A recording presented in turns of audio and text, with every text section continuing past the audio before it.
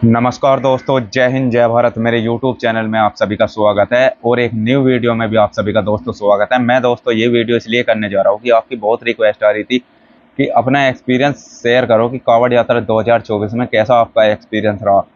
तो दोस्तों मैं अपने एक्सपीरियंस से आपको बता दूं कि ज़बरदस्त एक्सपीरियंस रहा। और आपका जो इस कांवड़ यात्रा 2024 में, जैसा कि मैं पहली बार इस कांवड़ यात्रा 2024 को करने के लिए गया था, तो आपका इतना प्यार मिला कि दोस्तों बता नहीं सकता।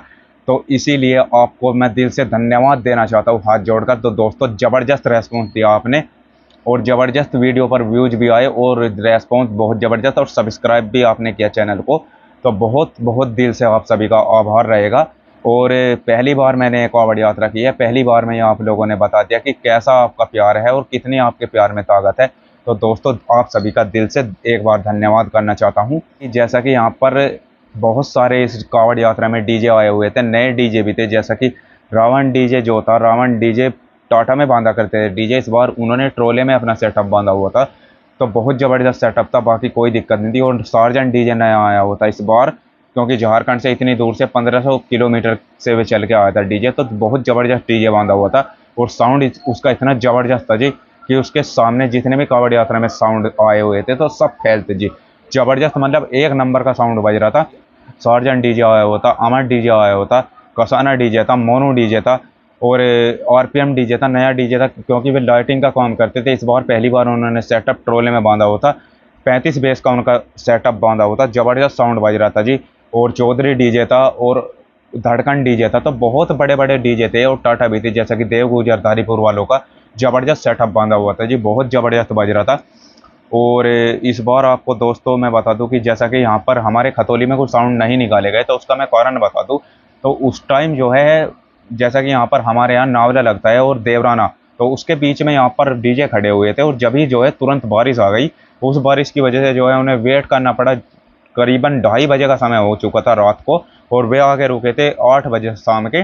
फिर उन्होंने सोचा कि हमको जल भी चढ़ाना है, क्योंकि वे 1 तारीख की रात को यहाँ पर फंसे हुए थे। तो उन्होंने सोचा कि चलो अब क्या खतौली में को निकाले, तो सारे डीजे जो है खतौली बाईपास को निकाल दिए गए थे।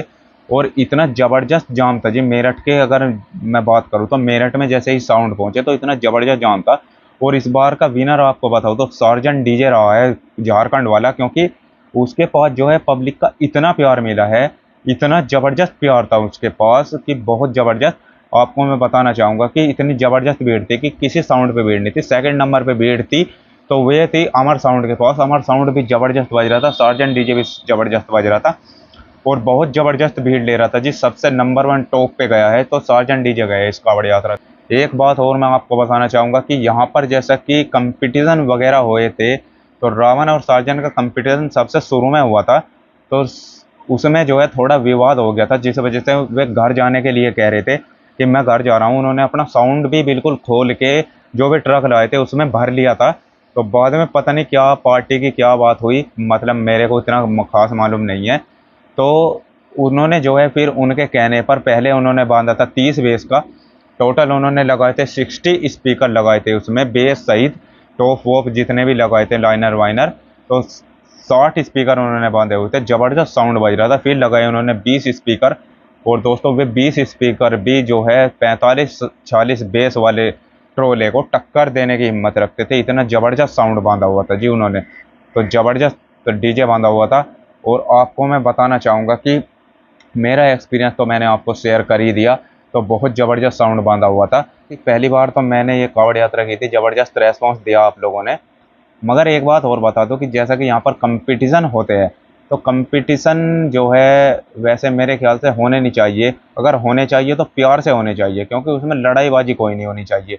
एक दोस्त, तो मैं दूसरी बात बताना चाहूँगा कि कंपटीशन जब होते हैं तो उसमें बिरादरीबाजी ज़्यादा चल जाती है। तो ये बात होनी नहीं चाहिए वैसे तो।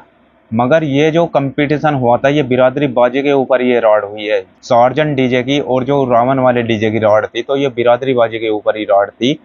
बाकी उस रॉड जो थी उनकी ज़बरदस्त साउंड बजने के, क्योंकि जब कंपटीशन में रावण वाला हार गया था तो फिर उन्होंने जो है पता नहीं किसकी तरफ से गाली गलौच हुई। तो इस वजह से गाली गलौच की वजह से जो है फिर मतलब वहाँ पर मारपीट हुई। तो मारपीट इतनी खास नहीं हुई, बाकी ये मैं आपको बता दूं कि हाँ वहाँ मारपीट हुई थी और गाली गलौच भी आपस में दोनों टीम में हुई।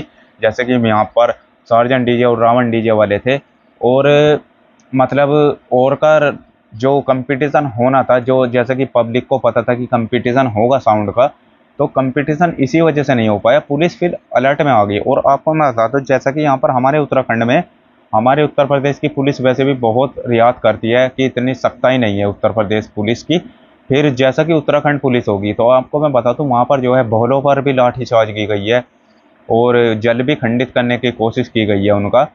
तो मैं आपको बता दूं कि डीजे वालों पे इतनी मतलब लाठीचार्ज की गई है, जैसे कि भादराबाद टोल टैक्स के पास वे अपना सेटअप बांध रहे थे, और सेटअप किसी का आधा बांधा हुआ है, किसी का कम बांधा हुआ है, तो उनको जो है फिर रुड़की बाईपास पे ट्रांसफ़र किए गए, क्योंकि किसी का सेटअप बन चुका था, किसी का नहीं बांधा था।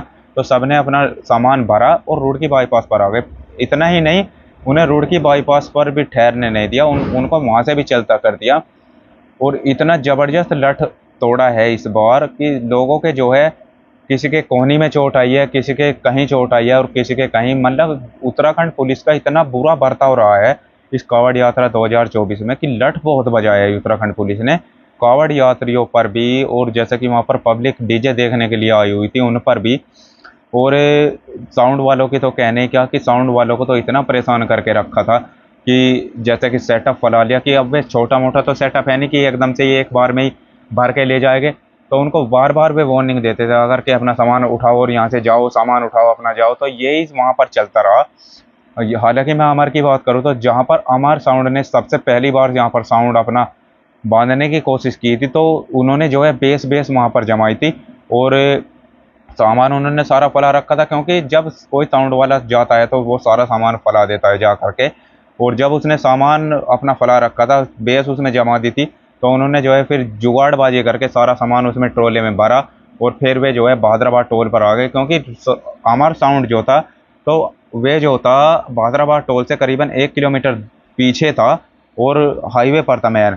तो मेन हाईवे से फिर भादराबाद टोल पर आया 1 किलोमीटर आगे अपना सामान वामान भर के। हालांकि यहाँ तक भी उन्हें परेशान किया गया कि अपना सामान यहाँ से भी भरो, बट ये है उन्होंने जो है फिर अपना सारा सेटअप जो है वहीं पर ही जमाया था।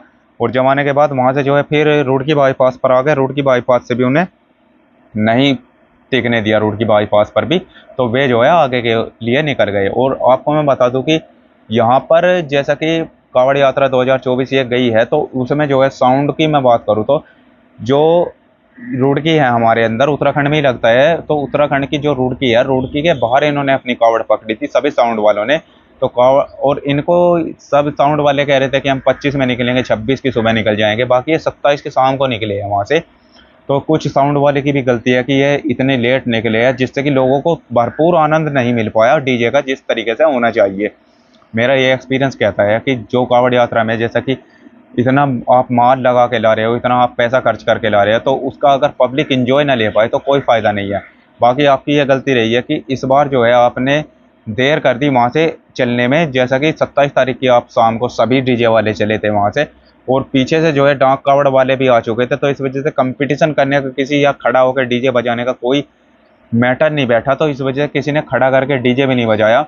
तो क्योंकि अगर 1 मिनट में वहाँ पर आप डीजे बजा देते थे तो बहुत लंबा 10 किलोमीटर लंबा जाम लग जाता था, क्योंकि डाक कावड़ वाले आ चुके थे उस टाइम पे। अगर आप 25 की शाम को या सुबह भी निकल जाते थे, 26 तारीख की सुबह भी आप निकल जाते, तो जब भी आप कंपटीशन वगैरह कर सकते थे और डीजे पब्लिक को सुना सकते थे।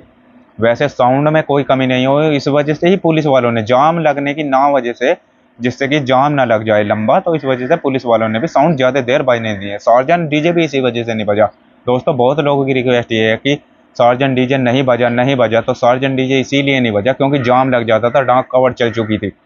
और इनको अगर आना था तो डीजे अगर आपको बजा के दिखाना था तो डीजे आपको 31 तारीख में या 30 तारीख में मुजफ्फरनगर आ जाना था, जिससे कि आप अच्छे तरीके से डीजे बजा सकते थे। और आपको मैं बता दूं, जैसा कि यहाँ पर एक डीजे लगा हुआ था एएन साउंड मेरठ का, और एक शिव डीजे लगा हुआ था उससे 400 मीटर आगे।